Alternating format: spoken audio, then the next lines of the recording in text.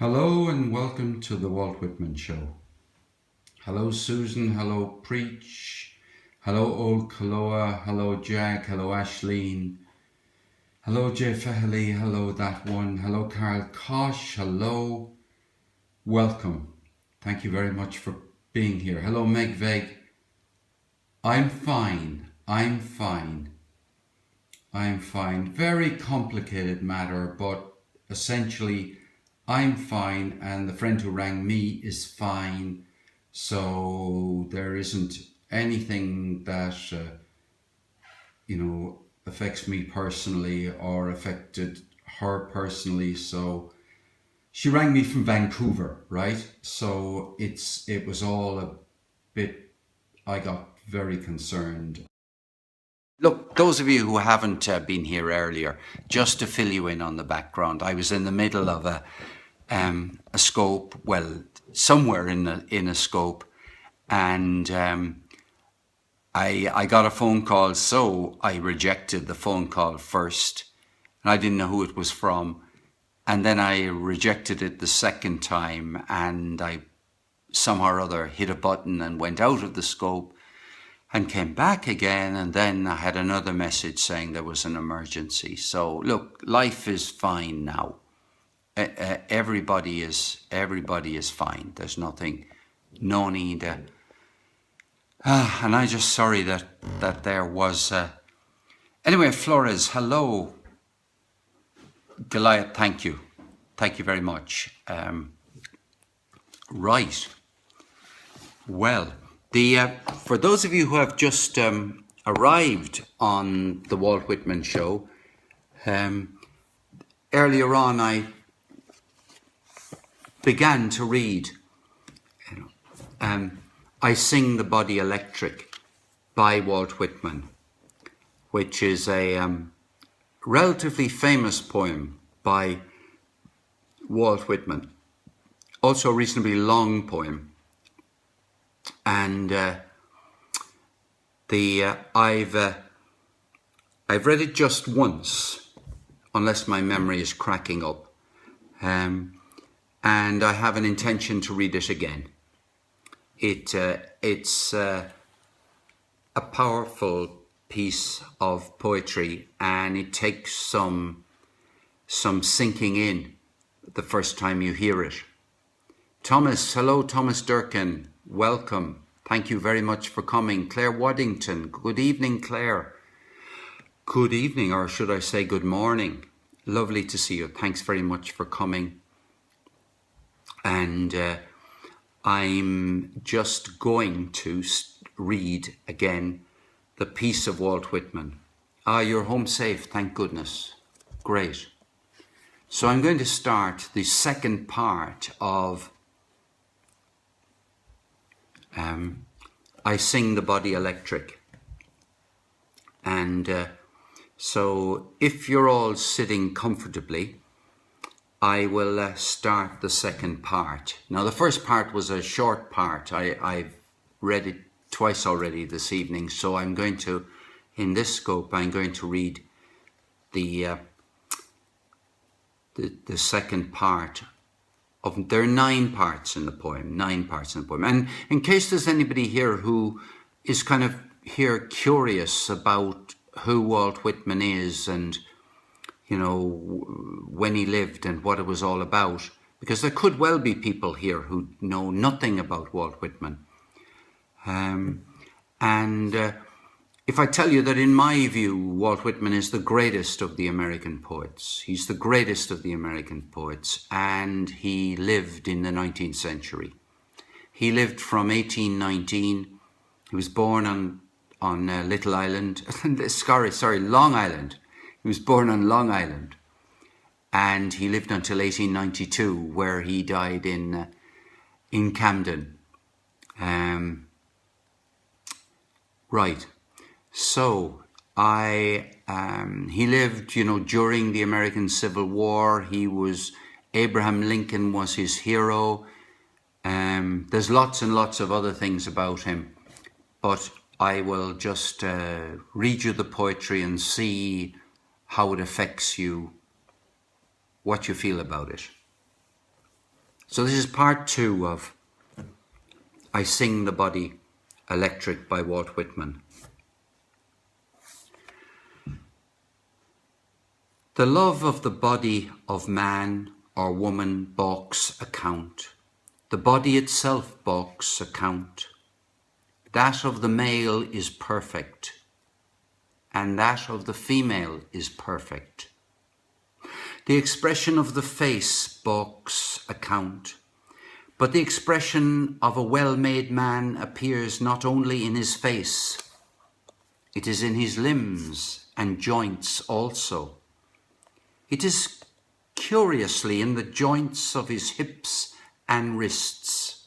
It is in his walk, the carriage of his neck, the flex of his waist and knees. Dress does not hide him. The strong, sweet quality he has strikes through the cotton and broadcloth. To see him pass conveys as much as the best poem, perhaps more. You linger to see his back, and the back of his neck and shoulder side. The sprawl and fullness of babes, the bosoms and heads of women, the folds of their dress, their style as we pass in the street, the contour of their shape downwards.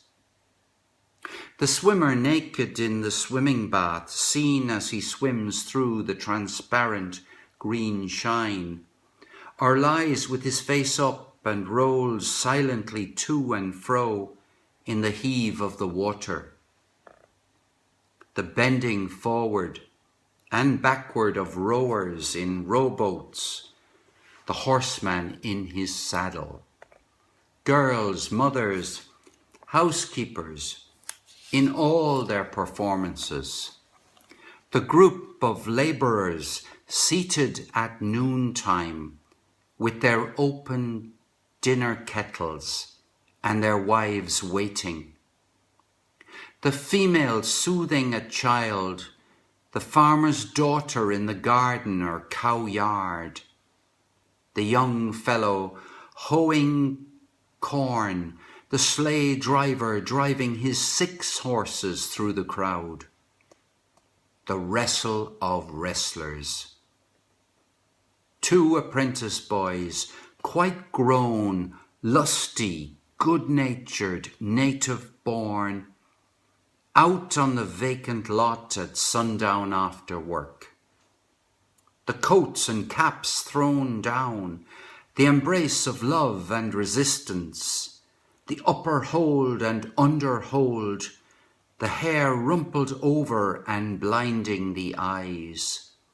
The march of firemen in their own costumes, the play of masculine muscle through clean setting trousers and waist straps, the slow return from the fire, the pause when the bell strikes again, and the listening on the alert, the natural, perfect, varied attitudes, the bent head, the curved neck and the counting, such like I love. I loosen myself, pass freely, am at the mother's breast with the little child, swim with the swimmers, wrestle with wrestlers, march in line with the firemen, and pause, listen, count. So there you have Walt Whitman. And I guess if you've never heard Walt Whitman before, it's a powerful experience, isn't it? This is very possibly the poem that immediately springs to mind when I think of Walt Whitman. Yeah. You are probably introducing a lot of Americans to Walt Whitman. Ah, really? No. For as long as I have the embrace of love and resistance, yeah. I've always thought, as long as I can remember, I've always thought that all Americans are brought up on Walt Whitman, that, you know, Most Americans learned passages from Walt Whitman off by heart. And I know I'm wrong, really. I know I'm wrong because he's a 19th century poet. Goodness knows. And there's so many other great poets. There was a story element in the movie Bill Durham, this poem. Ah, really? Well, I don't know if any of you have seen Women in Love. Have any of you seen the film Women in Love in English class for 1 week? Really? 1 week? Well, you know what? Bill Durham, I've never heard of the film Bill Durham. And you know what? I haven't been in love with poetry or even, writing it for all that long. For 3/4 of my life, I have never written any poetry. We were schooled in poetry less and less these days. Ah, yeah. Brought up on Janet Frame. Janet Frame is a great writer. Sylvia Plath and that kind of depressing stuff. Well, I must tell you, I have never really got to grips with Sylvia Plath. There are many other poets that Longfellow and Frost. Yeah, well, you write depressing stuff. Kevin Costner in Bull Durham and Susan Sarandon, baseball movie. Plath is great. Now, I wouldn't want to be interpreted as saying anything negative about Sylvia Plath. I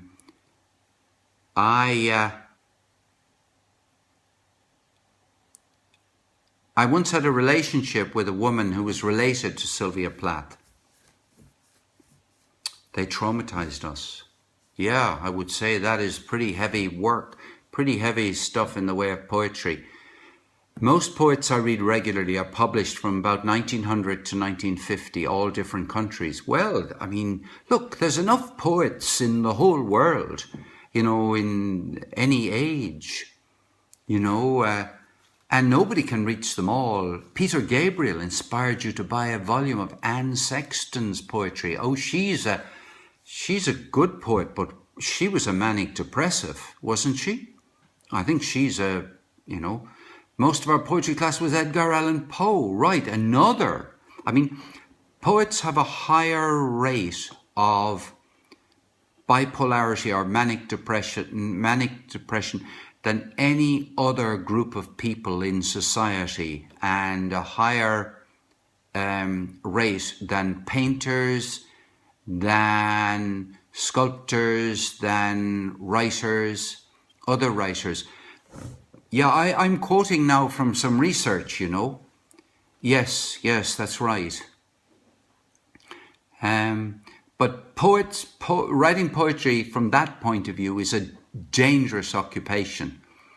Jim Morrison has a poem book, yes. Emily Dickinson and Plath were your favorites. Yeah.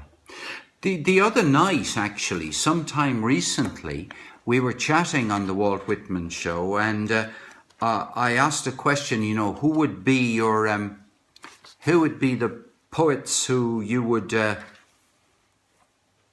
well, yes, Robert Frost, stopping by woods on a snowy evening. Robert Frost was a great poet. All I will say about Robert Frost is that he was influenced by Walt Whitman. There's no doubt about that, sir. That's one of the great poems. But actually, when we compiled, I wrote down a list of what people suggested as the greatest poets of all time. And the first one to be suggested after Walt Whitman, I said, look, let's leave Walt Whitman out, was Robert Frost. Others who were suggested were Elizabeth Barrett Browning, Edgar Allan Poe, Shelley, Yeats, Baudelaire, Byron, Larkin, the Psalms in the Bible, Neruda, Shakespeare, Blake, Auden, Edna, oh God, I never can say her name right. Edna St. something Malley, Coleridge, Emily Dickinson, Ezra Pound, Cohen, Leonard Cohen, E. Cummings, T.S. Eliot, Maya Angelou, Wilfred Owen, John Lennon, Bob Dylan, Milton, William Wordsworth, Geoffrey Chaucer, Goethe, John Donne, Mary Oliver, Ted Hughes, Sylvia Plath, Iku, who I never heard of, Virgil, Keats, Robert Service, Siegfried Sassoon, Paul Muldoon, Tennyson, Carlos Williams, Seamus Heaney, Wallace Stevens, Spencer, Homer, Dante, Rilke, Kipling, James Joyce, though he wrote very few poems, can't read my own writing, Langston, Emily Bronte. Anyway, they were all mentioned. Yes, those ones were all mentioned. I probably missed a couple. Tiger, Burning Bright. In the that's the wonderful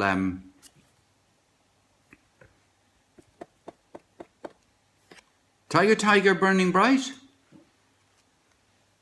Is that Kipling? In the Forest of the Night. Well, I don't know the poetry of Emily Bronte at all. It's Blake, yeah, thanks. Blake, yeah, William Blake, yeah.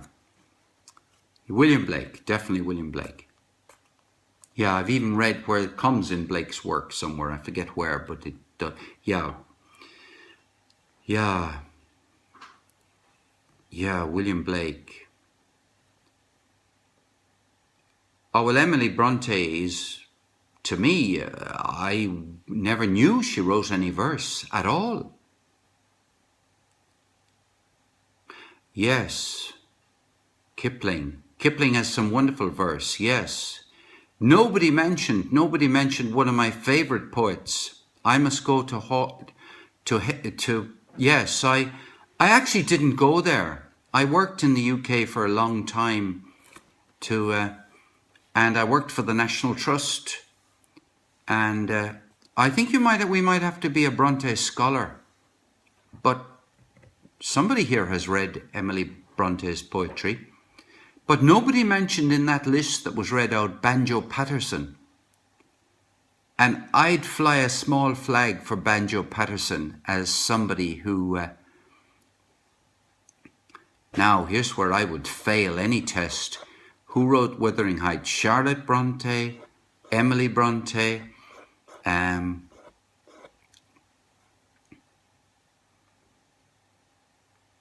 oh yeah, Charlotte Bronte wrote Jane Eyre. Oh, I'm out of my depth. C.S. Lewis, yes, did write some verse, yes. I think we're agreeing that I'm flying a small flag for Banjo Paterson, who you all know, but I bet you none of you know his poetry. Can anybody tell me anything that Banjo Paterson wrote? Good evening, Brian from Dublin. Good evening, Brian from Dublin. Lovely to have you. I need another Irish person on here. Jay Fahley was here earlier, Brian.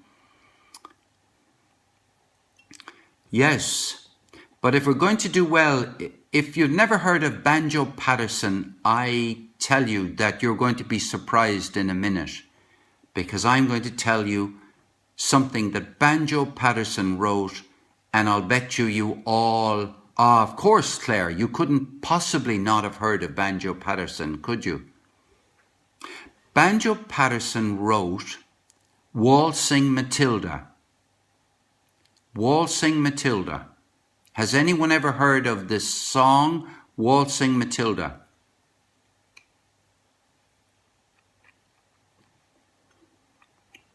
Thomas Durkin has, Claire Waddington has, Brian has, Susan Bowen has. You know it all, right? You all know Waltzing Matilda. Well, I tell you that Banjo Paterson wrote Waltzing Matilda. Now, I'm going to tell you another one, and it was made into a film. There have been very few poems that have been made into a film. Now, there have been some. Banjo Patterson. Okay, anybody heard of the man from Snowy River? Anybody heard of the man from Snowy River? It's a man. The man from Snowy River. Well, got a lot of yeses to that, right? Got a number of yeses, some no's. We're bound to get no's. The man from Snowy River. It is, you know, it's one of my favorite poems of all. It was made into a film with Robert Redford, exactly.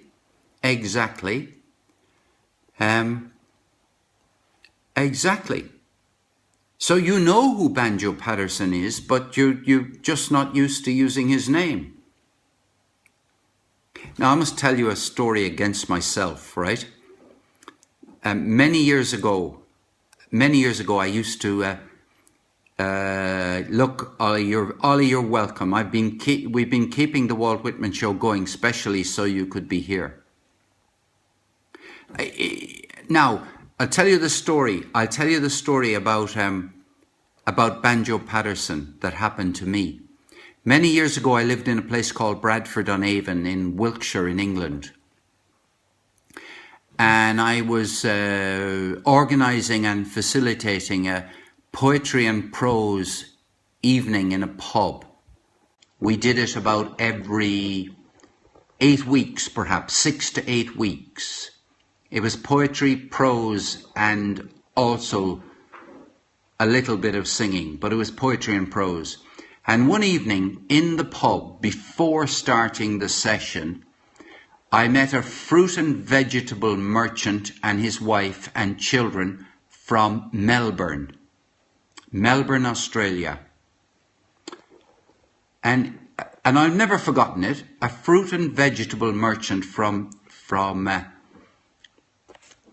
Melbourne. So in my ignorance, I said to him, oh, have there been any Australian poets? I don't think, have there ever been any poets from Australia? And the man looked at me as if I had two heads, quite rightly, and he then sent me a copy of selected poems by Banjo Patterson. And I read every single one. There's another poem called Clancy the Drover. And there are other ones. But the man from Snowy River is his pièce de résistance. And I would love to read all of that poem in one sitting. It's a rollicking poem that, you know, you just have to think of horses. Da-dub, da-dub, da-dub, da-dub. It's Clancy the Drover. Yes, there's been a film. I imagine you might, I don't know if you get it on Netflix, but I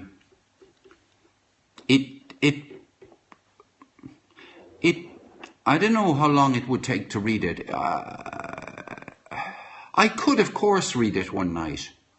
Although I also have another one I'd love to read, The Ballad of Reading Jail. A drover is a person who drives cattle.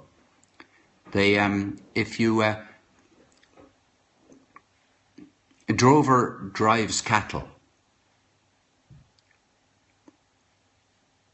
Oh, I tell you what, old Kaloa, I learn something every single. Yes, it's narrative poetry. It really is. And it begins, you know, it's a drama. It's the herder. Yeah. It's a herder. It's a story. It's a wonderful story. It's probably in iambic pentameter, but it's rhymes. There's great rhyming in it. And great rhythm, terrific rhythm. Oh, yes. Well, Under Milkwood, performed by Richard Burton.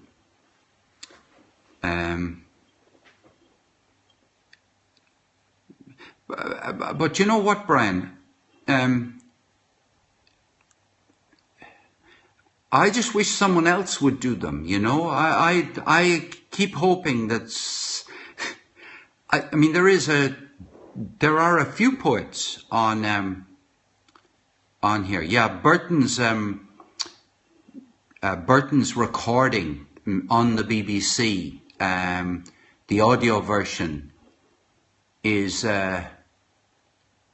electric. It's electric. Yeah, but the good thing is that we all have voices, and you know, I don't. My cat just slammed the door so hard, scared the. Claire, you have a cat. I've acquired a cat. We have a cat here. Yes, I would like Claire to read poetry in French. I would like I would like French poetry. I'd like poetry in French read by Claire. That would be what I would like best of all. Although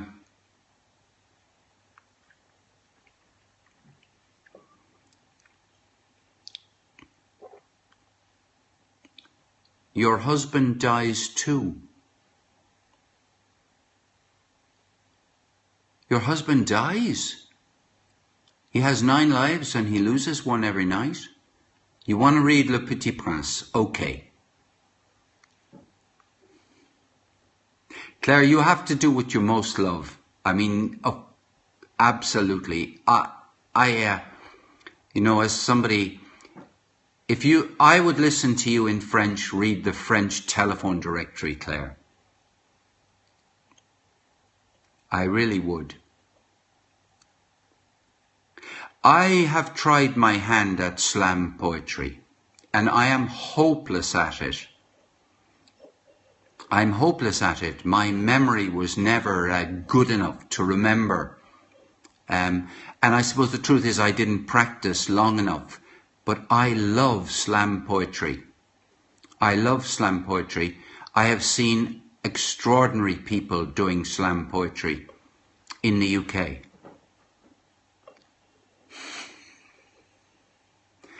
Who didn't grow up with Le Petit Prince? It's a waste of time unless you're under 13. Yes, I mean they're just that ad lib amazingly. So they don't actually learn it off by heart. They actually make it up as they're going along. Slam poetry is known as performance poetry. You don't read it, Brian. You actually perform it. You get up on a stage and I have difficulty. You get up on a stage and you perform the work.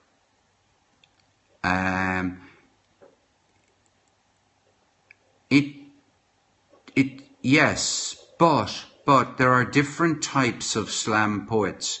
There are rap poets, and there are other poets who, yes, it can be both, absolutely. There are poets who will literally perform poetry of a conventional type, and some are freestyle.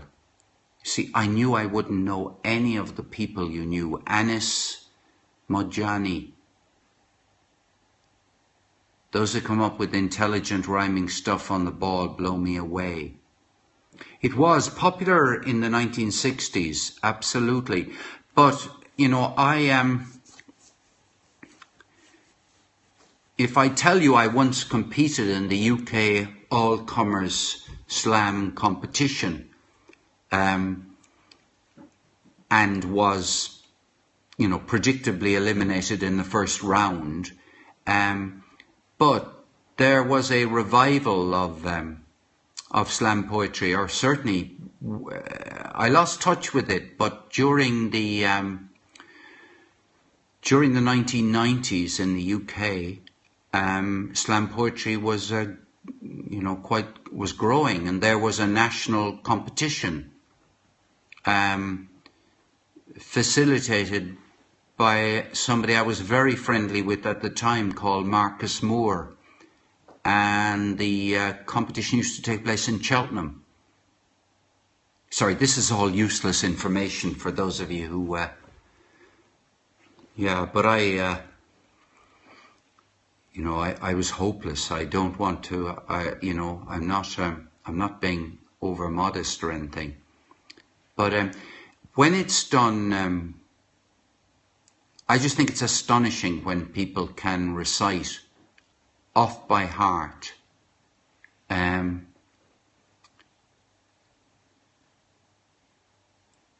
And it can be very subtle as well.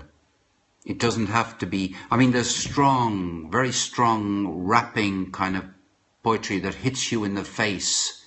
Hits you in the face is a, and there's a lot of, sometimes, and I've got nothing against this, but sometimes, a lot of swear words in it. No, I got last, or I got eliminated, I got nowhere. No, I would imagine it would be all too easy, too badly. Ragamuffin PC, you do performance poetry, wonderful. Singers have to memorize, yes they do. Well, I'm just saying I didn't put in the work. It took me everything I could to be able to perform one poem.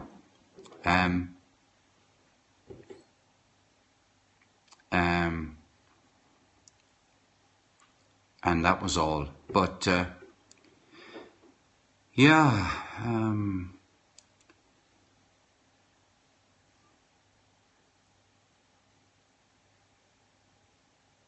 music uses a different part of the brain than speech. I'm sure that's right. Memorization is the worst part. Phrasing is key. I think rhythm, phrasing, rhythm. I think rhythm matters so much. But one of the reasons that rhyming was brought in by human beings was to make it easier for people to repeat what had been done. Your sister is an actress and director, and her ability blows you away. Wow. Yeah, my son is an actor, and his ability blows me away. It's the ability to go to auditions, memorize stuff, go to auditions. You're a Libra, so I'm a complicated. Well, I am a complicated man, but I can tell you something, Susan, you're a complicated woman.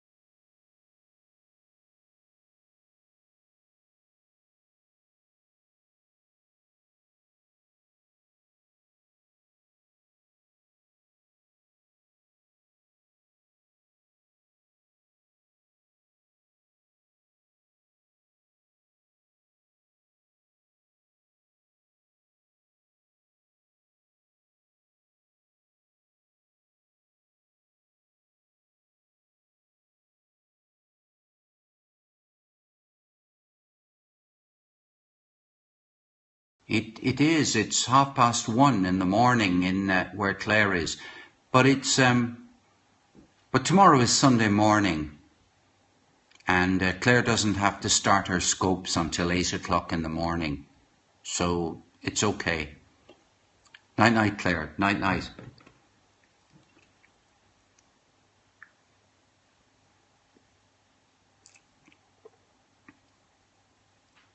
You meet such wonderfully lovely people on Periscope. A nephew to bike with, yeah.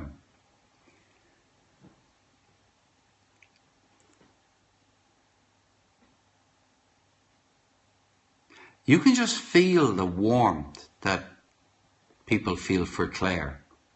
It's palpable. No, I'm not. I'm drinking out of an egg cup. It might look like a candle holder, but it is actually an egg cup. Right? It's not a candle holder. Yes, my son did an MBA while he was in Brazil. Yeah, he learned Portuguese and did an MBA in Portuguese. One of my sons. The other one is mainly unemployed. He's an actor. Your real name is Elizabeth. Hello, Elizabeth. Ida.